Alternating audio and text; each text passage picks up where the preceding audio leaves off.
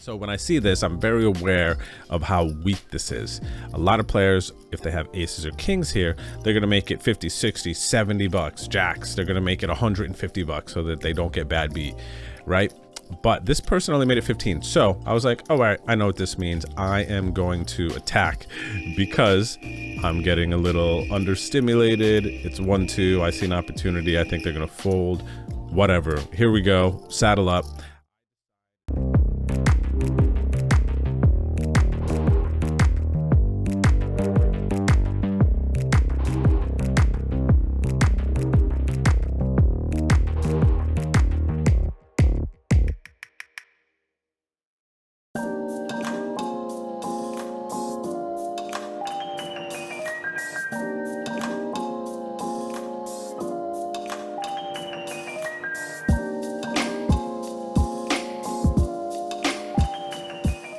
What's going on, everyone? Welcome back to the vlog. I'm actually in the middle of a cross-country road trip from California to Pennsylvania. This is very shortly after the WSOP 2 months of playing live tournaments. It's finally time to go home for the holidays. But on the way back from California to Pennsylvania, myself and Hannah are going to be stopping at a couple of casinos along the way to break up the trip. And right now we are in Reno, Nevada at the Peppermill Casino. So I decided I'm gonna get cleaned up before we hit the road tomorrow, go put in a session, check out the room here. So I saw on Bravo that there are a couple of 1-3 and 2-5 games going. So we're gonna see if there's a big list, try to get in, and hopefully have a fun, enjoyable game for you to watch. So without further ado, let's get into some hands. The first notable hand we have is Ace-4 of clubs, and we're on the button. There's a $15 straddle, and we call on the button, and there are 3 of us going to the flop here. The flop comes 9-10 queen with 2 clubs. There is a check, and then the straddler makes it 35. I call, and then there's a shorty behind who jams for 44 bucks. And the initial raiser calls, and I also call. The short stack is too short for any more raising to go in here. So when the first player calls, my only option is to call. We go to the turn, which is a 5 of hearts. And the initial raiser here now bets 100 bucks. And at this point, I'm definitely not folding here with the nut flush draw.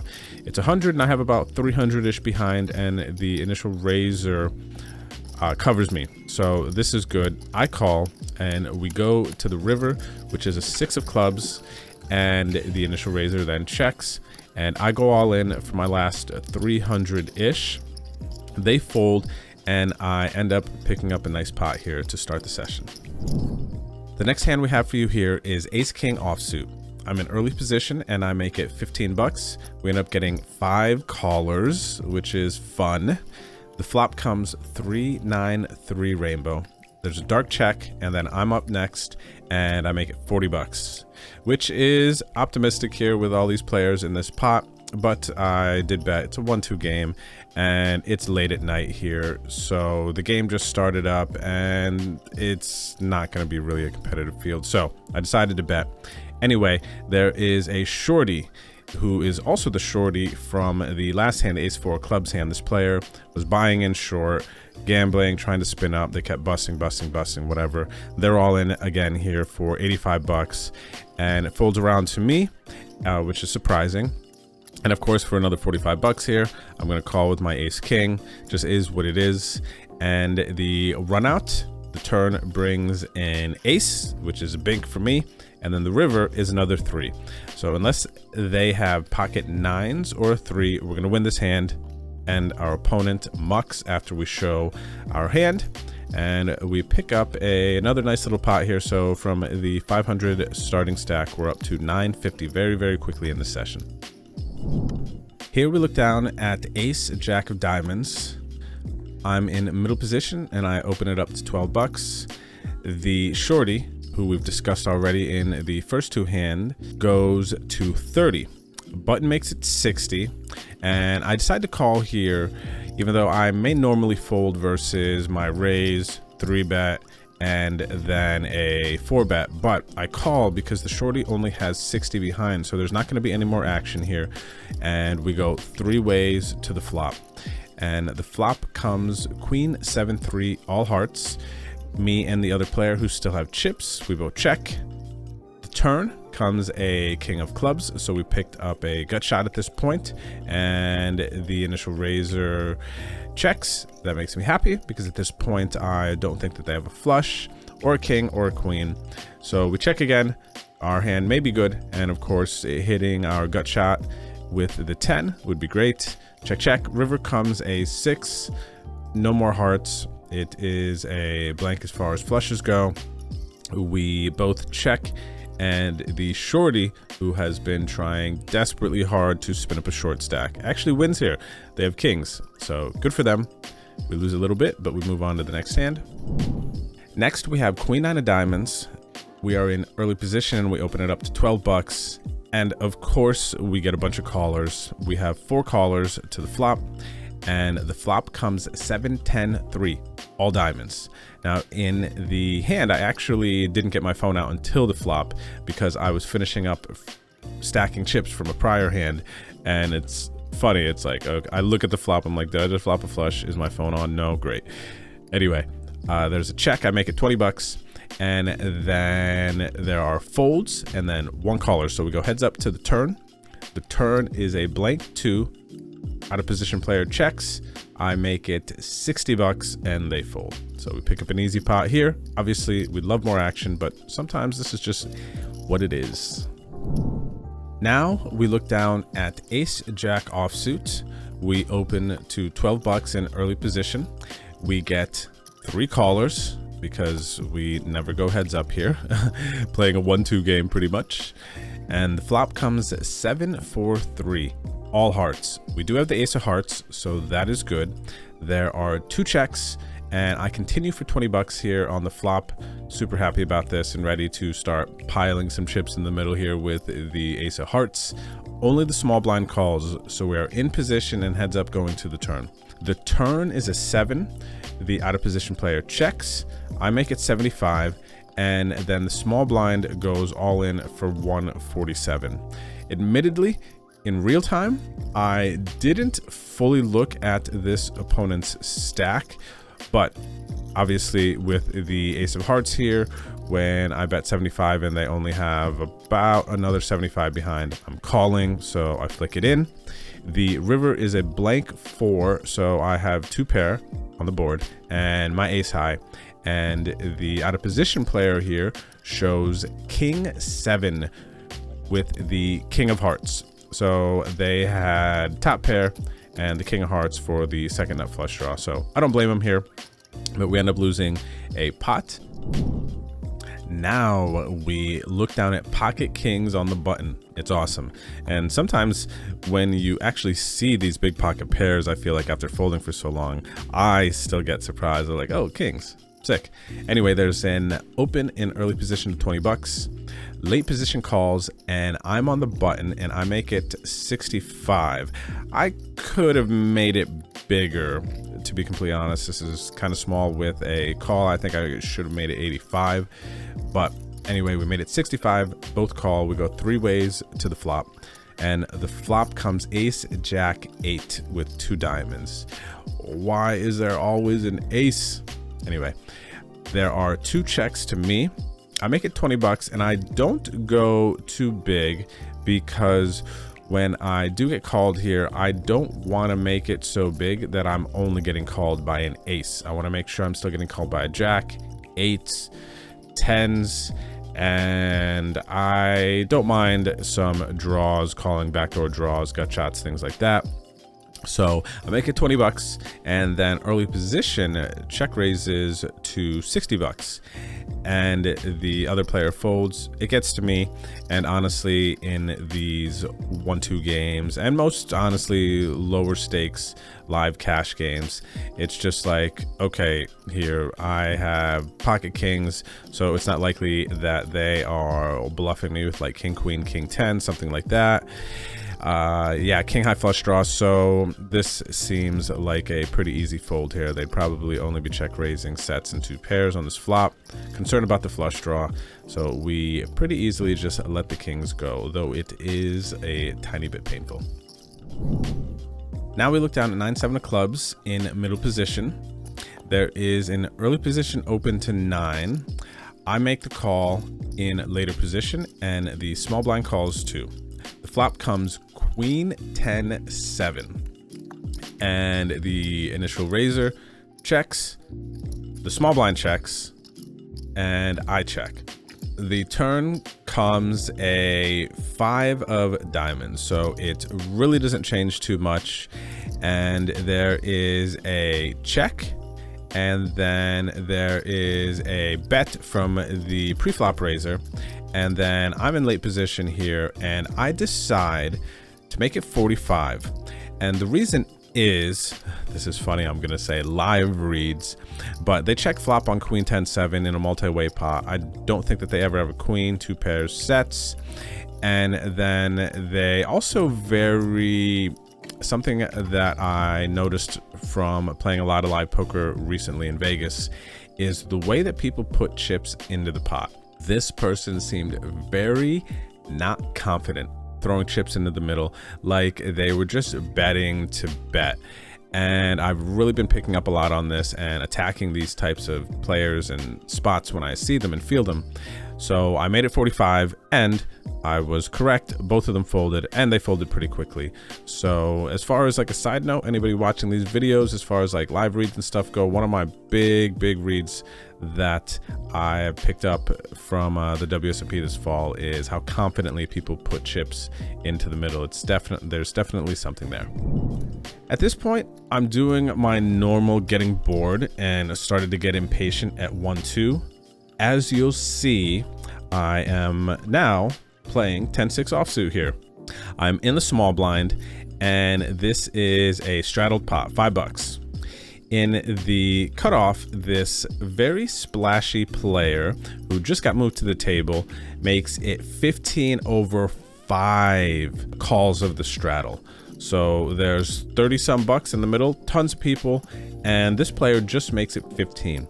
Now, when live players make a small raise over a bunch of limpers, what this typically means, from what I've seen, is they're trying to sweeten the pot and make it bigger in case they flop a flush, flop a set. So when I see this, I'm very aware of how weak this is. A lot of players, if they have aces or kings here, they're gonna make it 50, 60, 70 bucks. Jacks, they're gonna make it 150 bucks so that they don't get bad beat, right?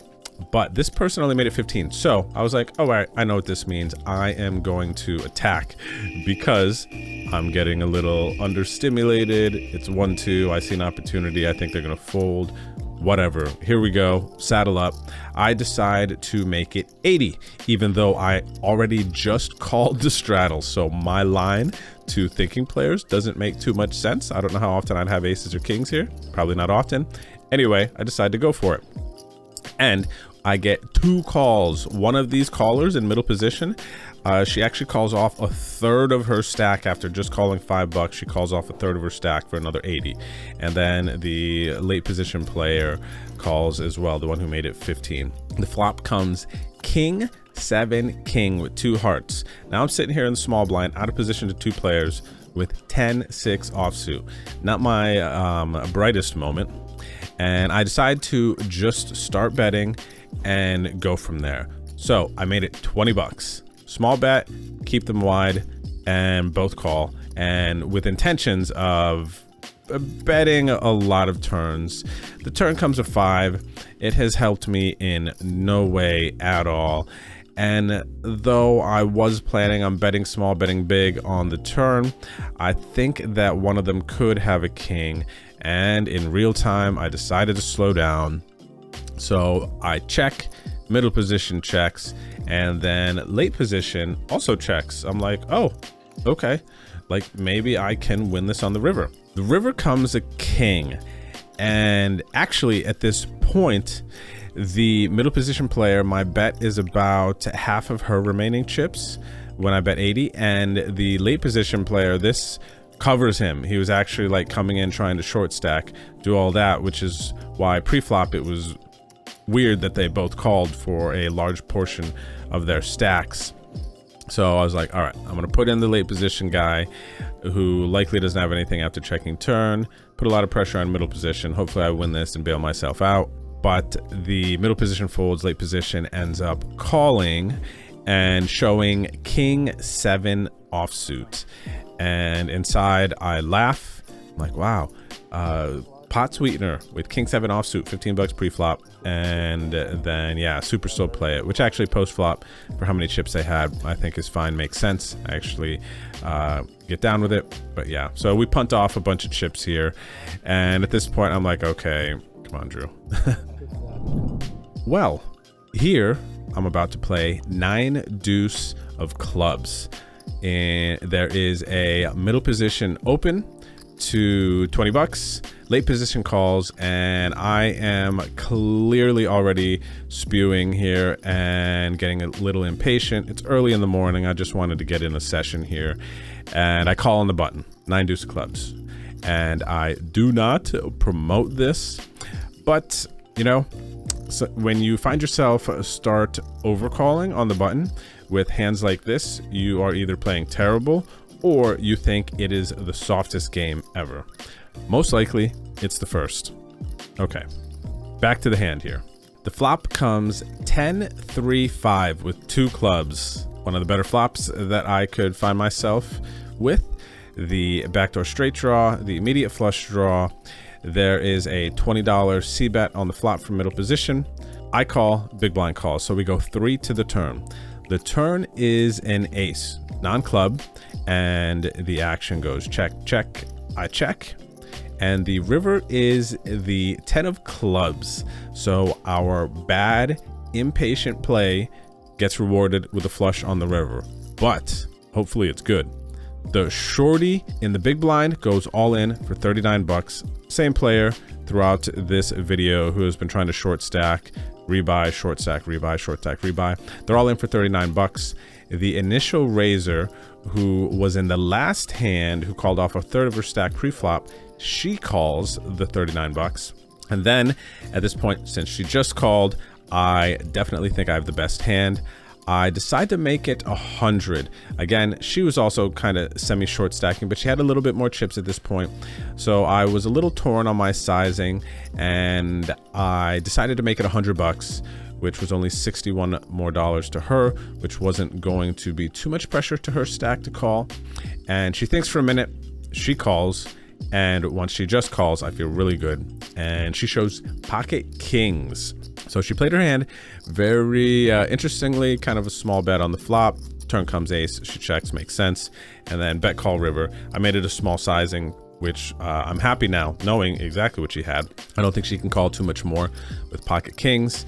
The shorty does not show, and we win a nice pot. So we're starting to spin back up, and for the first time in a minute, after all of our spewing and losing here, we are back up over our initial buy-in of $500, sitting on about 620 at this point. Now we have ace 6 suited on the button. Middle position opens to $15. Cutoff calls, I call, and we go 3 to the flop. The flop comes 6, 7, 4 with 1 spade. The initial raiser c-bets to 20. There's a call, and I call.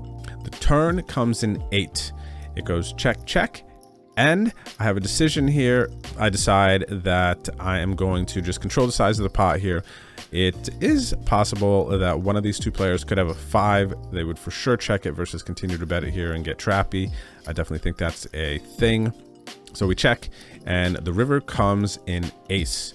And both of the players check to me again. Now I have 2 pair, and at this point, they would have bet a 5 on the river. So since they check to me, I definitely think I have the best hand.